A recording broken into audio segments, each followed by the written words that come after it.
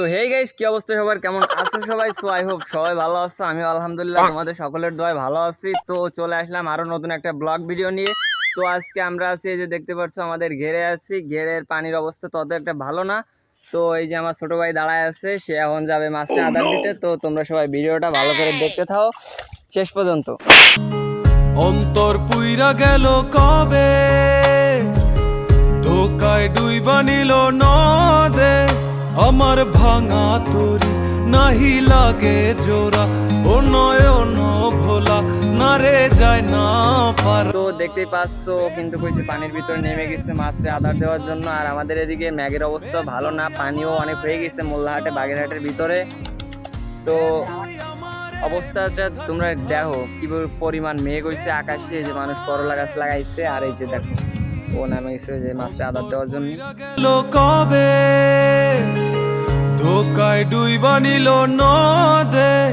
আমার ভাঙা তরি নাহি লাগে জোড়া, ও নয়ন ভোলা না রে যায় না পারা।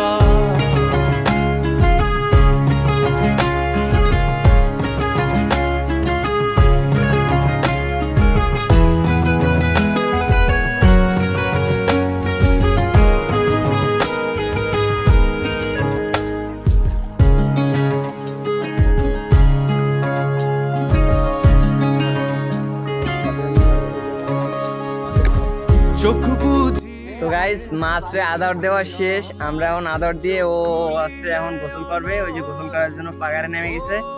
তো এই যে বালতি, এর এক বালতি দিচ্ছে ভুসি মাছরে খাওয়ানোর জন্য। আর এই ঘেরে কিন্তু অনেক মাছ আছে। তো এখন দেখা যাক ও নাকি মাছ ধরবে। তো ওর সাথে একটা বাজি আছে, ও যদি ডুব দিয়ে পানির তলের থেকে এলেক সবুজ ভাইয়ের মতন যদি মাছ ধরতে পারে, তাহলে ওর ছোটখাটো একটা পুরস্কার দেওয়া হবে। তো দেখো ও কিভাবে মাছ ধর। তো গাইস, ও কিন্তু পানির ভিতর নেমে গেছে। এখন বেডটা শুরু আছে। মহি, দেখা যাক তুমি মাছ ধরতে পারো কিনা।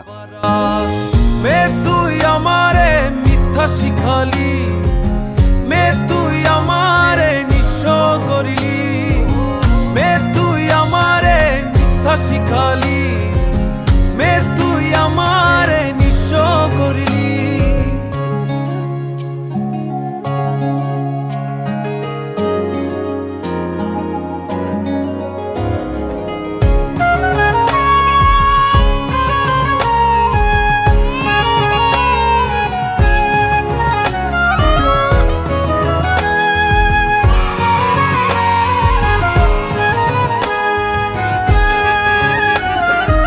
তো ভিডিওটা শুধুমাত্র বিনোদনের জন্য ছিল, জাস্ট কিন্তু মাছ ধরতে পারি না। এবার বলছিল যে ভাই আমি মাছ ধরতে পারবো, কিন্তু ও আসলে মাছ ধরতে পারি নাই। ও আসলে এটা কথা বলছিল আর বলছে যথেষ্ট পরিমাণ চেষ্টা করছে। আর তোমরা তো দেখতেই পাচ্ছ যে ঘের ভরা কিন্তু অনেক পানি, এর ভিতরে মাছ ধরা বলতে গেলে যে প্রায় অসম্ভব।